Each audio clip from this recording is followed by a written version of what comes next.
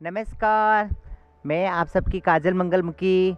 आज मैं ऐसी शख्सियत से मिलवाने वाली हूँ जो ट्रांसजेंडर होने के बावजूद भी जो कहते हैं कि प्रोस्टिट्यूशन और उसके बाद फिर बेगिंग, उसके बाद उन्होंने जो अपनी जीवन का एक भविष्य के लिए एक रास्ता ऐसा ढूंढा है इन्होंने, जो भारत की पहली कथक नृत्यांगना है।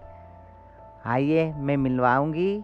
उनका नाम है देवेंद्र उर्फ देविका मंगलमुखी। राजस्थान जोधपुर से आए हैं। आइए उनके संघर्ष के बारे में पूछेंगे और उनके साथ साथ उनकी जो उनके जीवन में जो घटनाएं हुई हैं वो सब पूछेंगे। आइए। आज मेरे लिए बहुत गर्व की बात है वाओ। कि आज जिसे सारी दुनिया में एक ट्रांसजेंडर एंकर जो हैं अच्छा। और पूरे भारत में हाँ। जिनका प्रसिद्धि है, और मुझे लगता है कि ट्रांसजेंडर होने के नाते अच्छा। जो मुकाम आपने पाया है उस मुकाम को देखते हुए मुझे लगता है ये मेरे लिए बहुत गर्व की बात है कि आज मैं आपके इस प्रोग्राम में, इस चैनल में, आपके न्यूज़ चैनल में आज मुझे मौका मिल रहा है। अच्छा। और मैं आज अपने जीवन का संघर्ष बता पा रही हूँ। जैसा कि भारत की पहली ट्रांसजेंडर कथक नृत्यांगना बनने से लेके, जैसा कि मैम ने बताया, सेक्स वर्किंग, बैगिंग और पता नहीं क्या से क्या करने से लेके जो ज़िंदगी के संघर्ष को बढ़ते हुए आज मैंने जिस मुकाम को पाया है, आज मैं भारत की पहली ट्रांसजेंडर कथक नृत्यांगना हूँ जिसे भारत सरकार का सर्वोच्च राष्ट्रीय मीरा सम्मान संस्कार भारती एवं संस्कृति मंत्रालय भारत सरकार से मिला है। उसके साथ साथ मैं दूरदर्शन की टॉप ग्रेड आर्टिस्ट में से एक हूँ और भारत की पहली ट्रांसजेंडर महिला हूँ जो ICCR इम्पैनल्ड है। मैं Indian council of cultural relations, ministry of external affairs, विदेश मंत्रालय भारत सरकार से मैं इम्पैनल्ड हूँ और भारत अपने कथक नृत्य का परिचय और ट्रांसजेंडर समुदाय को मैंने 12 देशों के अंदर प्रस्तुत किया है। ग्रेट। मेरा जन्म आपको पता है एक ट्रांसजेंडर बच्चे के रूप में हुआ। जब बच्चा छोटा होता है तब तक माँ बाप उसे अपने साथ रखते हैं और जब बच्चा विरोध करने लगता है कि मुझे ट्रांसजेंडर समुदाय में रहना है, मुझे उनके जैसा आवरण जीना है, मुझे उनके जैसा बनना है जैसे मेरे और ट्रांसजेंडर्स लोग रहते हैं, तो वो 14 साल की उम्र में छोटेपन से माँ को रुझान था। मैं एक ब्राह्मण परिवार में पैदा हुई, राजस्थान के प्रतिष्ठित ब्राह्मण परिवार में। मेरे पिताजी इंडियन आर्मी से रिटायर्ड थे, मेरी माताजी गृहिणी थी और मेरी एक बड़ी बहन है जो एयरफोर्स में जॉब करती थी। और एक ऑर्थोडॉक्स ब्राह्मण फैमिली में बोलना चाहूँगी जिसमें बहुत रूढ़िवादिता, संस्कारों को वैल्यूज़ रखा गया। उस परिवार से होने के बावजूद मुझे लगता है कि मैंने संघर्ष जितना सहा है, आज मुझे लगता है मेरे जीवन का ये सबसे बड़ा संघर्ष है। और इसी संघर्ष का जो सबसे बड़ा मापदंड आया जब 14 साल की उम्र में मेरे माता पिता ने मुझे घर से बाहर निकाल दिया। वो शायद मुझे लगता है कि एक छोटा सा बच्चा जिसके पास माँ बाप का प्यार नहीं है और 20 रुपए लेके मैं घर से चोरी करके भागी थी। मेरे माँ बाप ने कहा अगर तुमको रहना है तो लड़कों के जैसे रहो, क्या तुम ये ट्रांसजेंडर जैसे रहते हो। पर मुझे तो ट्रांसजेंडर, क्योंकि मैंने कभी अपने आप को लड़का माना ही नहीं, मैंने कभी अपने आप को अलग माना ही नहीं। मैंने सदैव अपने अंदर एक औरत पाई और मैंने अपने आप को एक ट्रांसजेंडर महिला पाया। तो उसी संघर्ष को देखते हुए, उसी संघर्ष को करते हुए मैं हज़रत निज़ामुद्दीन के रेलवे स्टेशन भाग गई। पहला दिन मेरे पास 20 रुपए थे, उससे चाय नाश्ता करने में गया।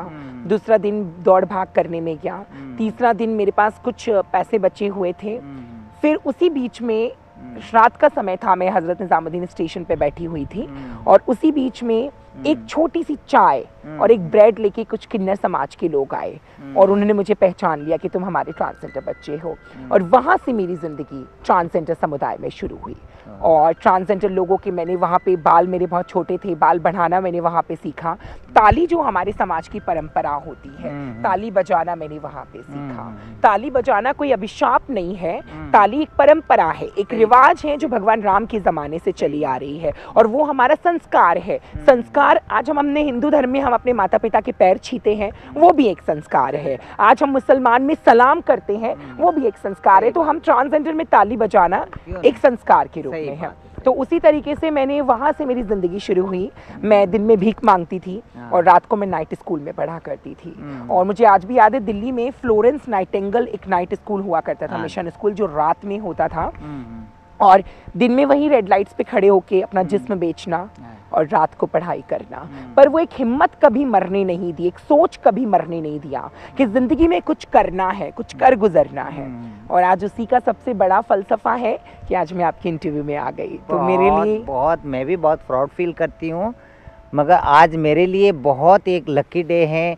आज देविका मंगलमुखी जैसी एक शख्सियत के साथ मैंने इंटरव्यू ले रही हूँ आपका।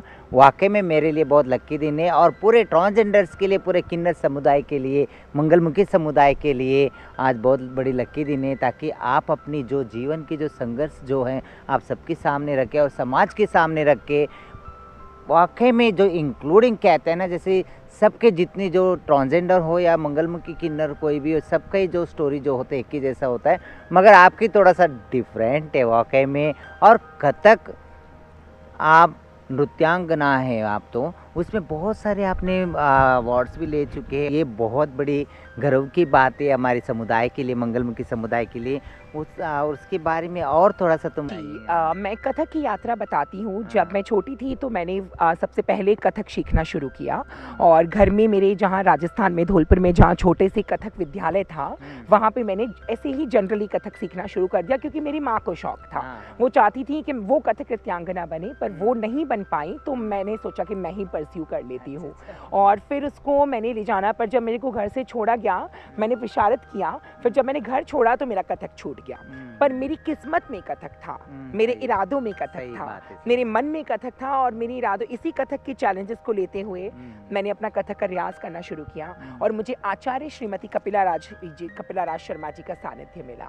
एक दिन मैं रेलवे स्टेशन पे बाहर खड़े होके अपना, वही हमारा समाज का काम कर रही थी, बैगिंग कर रही थी मैं, और बैगिंग करते करते वो आए, तो मैं ऐसे कुछ अंदाज में नाच रही थी, कथक के कुछ मूवमेंट्स कर रही थी। तो उन्होंने मुझसे बोला कि तुम कथक जानती हो, तुम्हें कथक करना आता है? मैंने कहा हाँ, थोड़ा बहुत सीखा है, ज्यादा तो नहीं आता।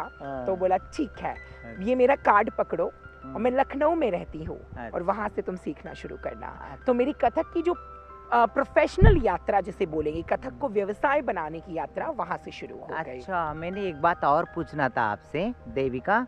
जो एक भरतनाट्य जो है वो साउथ से आया है, और कुचिपुड़ी जो है वो सब साउथ से आया है, तो उसमें भी बहुत सारे ट्रांसजेंडर्स पहले भी बहुत सारे करते हुए आए हैं।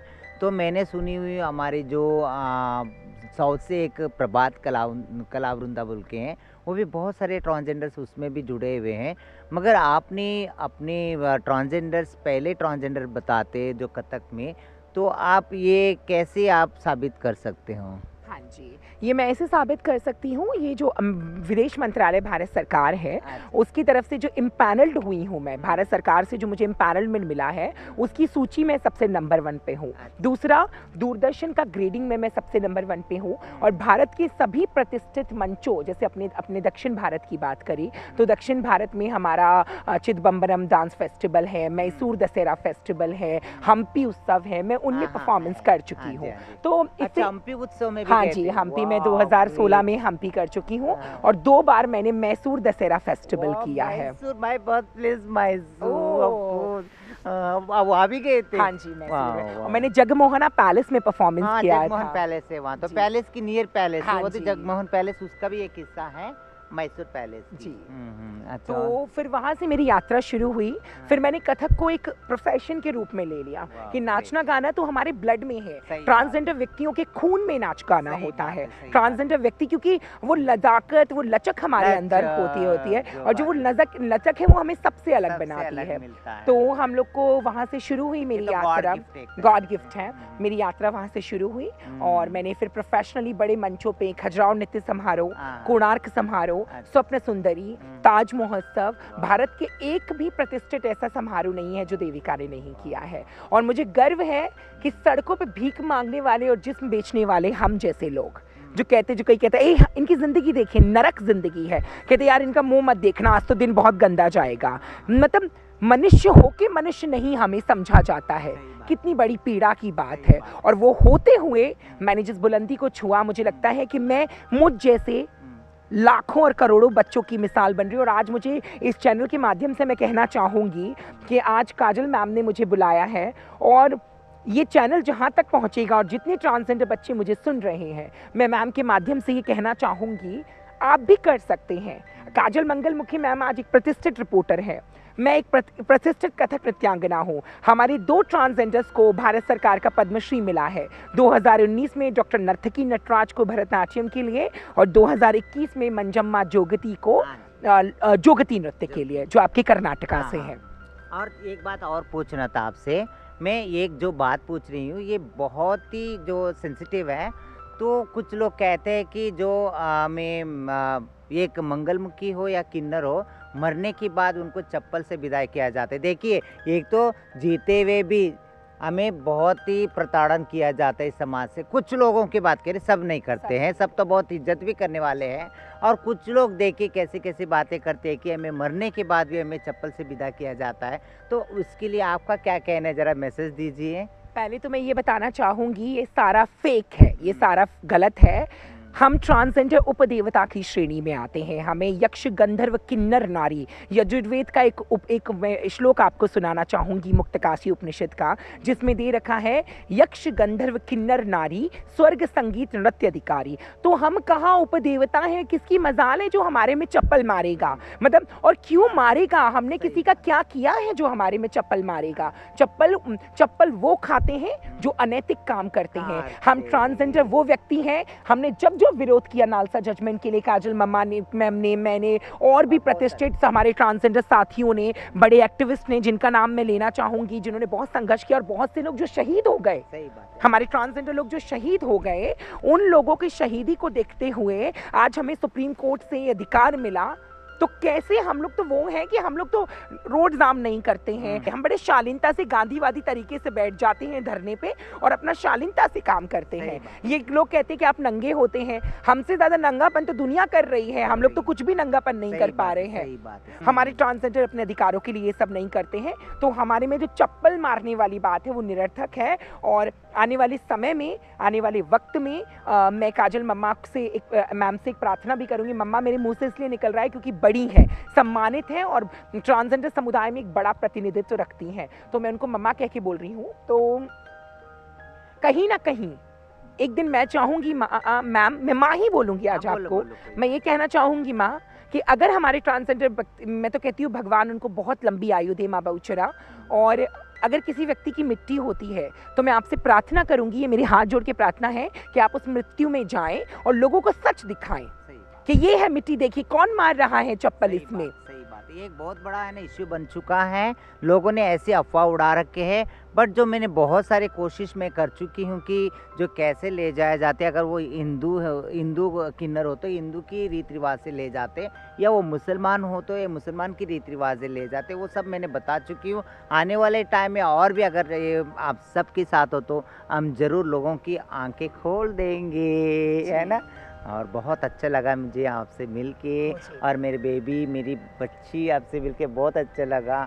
और आपकी इंटरव्यू लेते हुए मुझे आज बहुत मुझे गर्व महसूस हो रही है, क्योंकि आप भारत के पहले ऐसे नृत्यांगनाएँ हैं, कथक से पारंगत हो आप तो। और मैं दुआ करूंगी और प्रेयर करूंगी मेरी बेटी के लिए, आप एक दिन पद्म भूषण ले लो, यही दुआ करूंगी आपके लिए। Okay, possible everything, nothing impossible, संभव सब कुछ है, असंभव कुछ भी नहीं है, और आगे बढ़ोगे मुझे मेरा ये सपना है। और यहाँ पे जितने लोग मुझे देख रहे हैं, मैंने मैम से भी रिक्वेस्ट किया है, 2022 के लिए मैं चाहती हूँ कि कथक नृत्य से एक युवा ट्रांसजेंडर नृत्यांगना हो। मैं चाहूँगी मैम भी मेरे लिए अपील करें, मेरी नाम की अनुशंसा करें। मैं 2022 में मैं अपने आप का प्रतिनिधित्व नॉमिनेशन करूँगी। अभी पद्मश्री के पुरस्कारों में व्यक्ति को खुद नॉमिनेशन करना होता है, तो मैं अपने आप का नॉमिनेशन करूँगी। और आपका सहयोग चाहिए कि अगर आपको पता लगता है मैम के चैनल के माध्यम से कि देविका ने पद्मश्री के लिए, क्योंकि मेरे अंदर वो मैंने किया है, मुझे लगता है पद्मश्री के लिए मैं बहुत कैपेबल हूँ, क्योंकि जितना संघर्ष मैंने किया है। मैम जानती हैं दक्षिण भारत में ट्रांसजेंडर व्यक्तियों के लिए बहुत सहूलियत है, वहाँ की मानसिकता बहुत अच्छी है, वो प्रेम करते हैं, पर उत्तर भारत में वो नहीं है। और जितना संघर्ष हम लोग उत्तर भारत में कर रहे हैं, शायद हमसे बड़ा संघर्ष इस बार कोई नहीं कर सकता। सही बात है, पद्मश्री क्या, मैंने अभी दुआ करी, पद्म भूषण भी पा सकते हैं। आपका काम भी इतनी अच्छी है, पद्मश्री जरूर मिलेगी 2022 में। हम आपके साथ हैं और मिल के काम करेंगे, और wish you all the best and best of luck. देखिए ना दोस्तों, कैसे लगा आप सबको, है ना। तो ट्रांसजेंडर जो कहते थे किन्नर या मंगलमुखी सिर्फ ताली बजाने की तलक सीमित नहीं है, ताली बजवा भी सकती है, ये उदाहरण है। ओके, नमस्कार, मैं आप सबकी काजल मंगलमुखी।